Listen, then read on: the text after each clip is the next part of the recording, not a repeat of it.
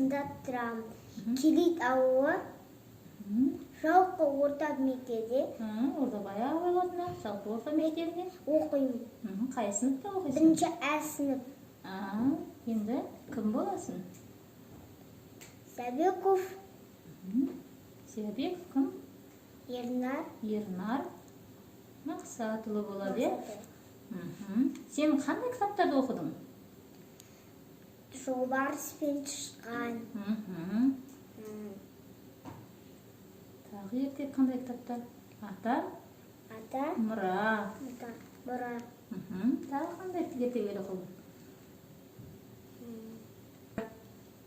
Қартаған арыстан, көбелектің қателігі, мақтағыз бен тышқан. Осы кітаптардың бәрін оқып шықтың. Соның ішіндегі ұнаған кітап қайсы өзіңе? Атамұра. Атамұра. Онда не жазылыпты? Ернар Атамұра деген кітап оқыпты. Осының қазір түсінігін айтып береді. Қане айта ғой, Ернар? Бұрында бір шал болыпты, оның 9 ұлы болыпты.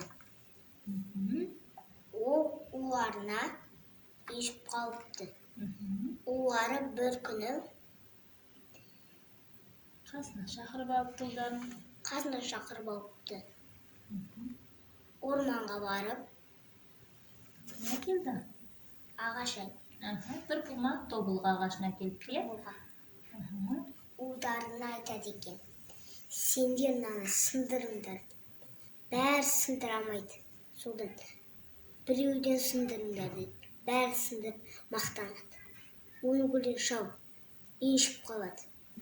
Ренжіп қалады екен. Сол шал айтады. Сендер бірге жүріңдер.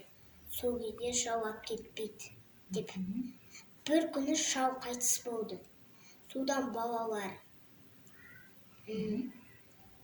Атасының сөзін ұмытпай, өздеріне мұра етіп алып, бір-біріне көмектесіп жүреді екен. Қандай сөз айтты атасы? Ырыс алды ынтымақ деген сөзді өзін айтқан екен. Осы жерден байқадың ба? Ырыс алды ынтымақ деген сөз. Сен кітап оқығанды жақсы көресің ба? Иә. Кітап саған. Мен Атамұраны сүйсіне Оқыдың, не? оқыдым. Бұл кітап маған қатты ұнайды.